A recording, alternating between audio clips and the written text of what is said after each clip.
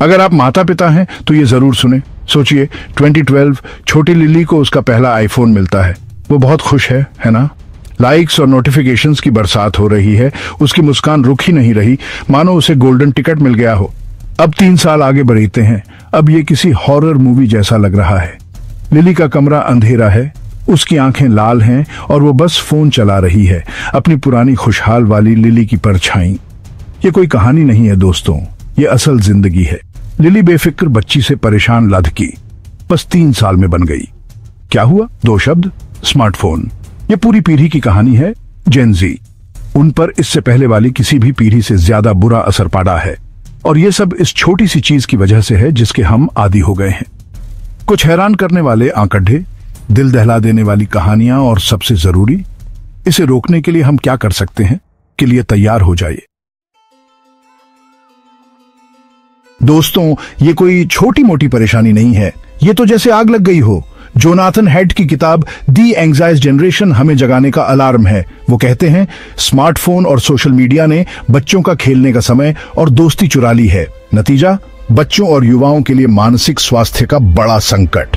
Depression के मामले बढ़ रहे हैं। 2012 से लड़कियों में 145% और लड़कों में 161% डिप्रेशन बढ़ा है। ये आंकड़े डरावने हैं। और भी डरावनी बात है, जवान लड़कियों के सेल्फ हार्म केसेस में 188% की बढ़ोतरी। सोचो, ये कोई इत्तेफाक नहीं है। ये एक ऐसी पीढ़ी है जो मुश्किल दौर से गुजर रही है। पर क्यों ये आंकड़े इतने बढ़ क्यों रहे हैं? हेड इसके 3 बड़े कारण बताते हैं, और आपको ये जानना जरूरी है।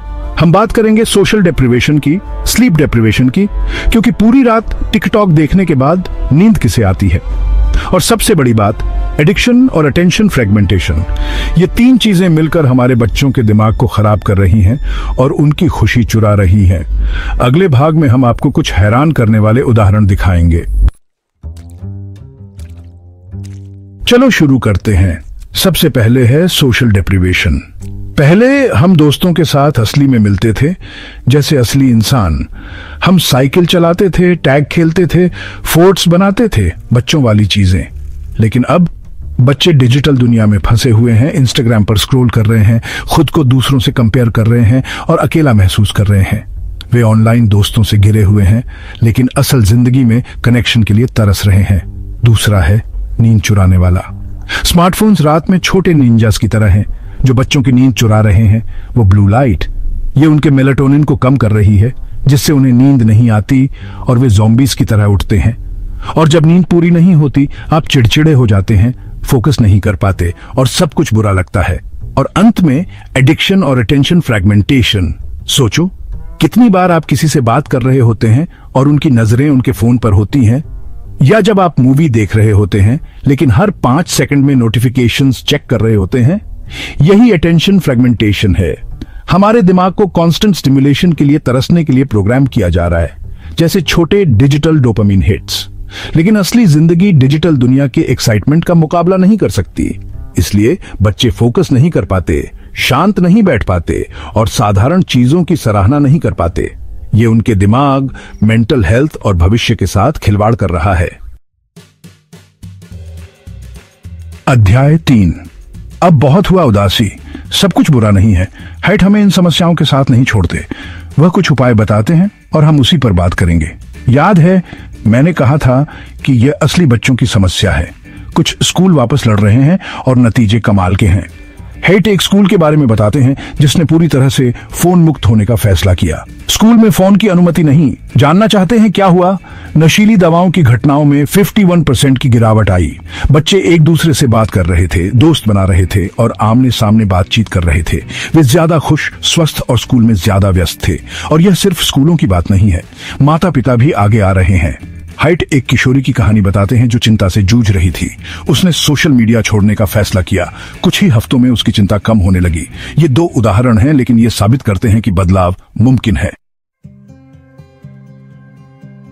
चौथा अध्याय। अब आप सोच रहे होंगे, ये सब तो ठीक है, पुस्तक एक्सप्रेस, लेकिन हम क्या कर सकते हैं? देखिए, मैं आपको कुछ आसान और जबरदस्त उपाय बताने वाला हूं। सबसे पहले, हेड कहते हैं कि 14 साल की उम्र से पहले कोई स्मार्टफोन नहीं। सोचिए दोस्तों, 14 साल, बच्चों के पास बिना स्क्रीन के बचपन का आनंद लेने का समय है। उन्हें बाहर खेलने दो, मिट्टी के केक बनाने दो, अपनी कल्पनाओं का इस्तेमाल करने दो, बच्चों को बच्चे रहने दो। दूसरा, चलो स्कूलों से फोन हटाते हैं। हमने देखा है कि इससे कितना फर्क पड़ता है। स्कूल सीखने, जुड़ने और बैठने की जगह होनी चाहिए, स्क्रॉल करने की नहीं। हम वो पीढ़ी हो सकते हैं जो कहती है कि बस बहुत हो गया और अगली पीढ़ी के लिए बचपन वापस लाती है। 5वां अध्याय। सोचिए, एक ऐसी दुनिया जहां बच्चे बाहर खेल रहे हैं, साइकिल चला रहे हैं और अपनी कल्पनाओं में खोए हुए हैं, न कि फोन में। सोचिए, परिवार साथ में खाना खा रहे हैं, हंस रहे हैं और बिना किसी फोन के एक दूसरे से बातें कर रहे हैं। कल्पना कीजिए कि बच्चे समय पर सो रहे हैं, अच्छी नींद ले रहे हैं और सुबह ताजगी के साथ उठ रहे हैं। मैं ऐसी ही दुनिया में रहना चाहता हूं और मुझे पता है कि आप भी। हमारे पास इसे बदलने की ताकत है, लेकिन हमें अभी से शुरुआत करनी होगी। ये सिर्फ हमारे बच्चों की बात नहीं है, ये हमारे समाज के भविष्य की बात है। तो आप किसका इंतजार कर रहे हैं? हाइट की किताब द एंग्शियस जनरेशन ले लीजिए, लिंक नीचे दिया गया है। इस वीडियो को उन सभी लोगों के साथ शेयर करें जिन्हें आप जानते हैं, खासकर माता पिता, शिक्षक और जो भी बच्चों की परवाह करते हैं। चलो एक आंदोलन शुरू करते हैं। और ये रहा आपके लिए एक चैलेंज।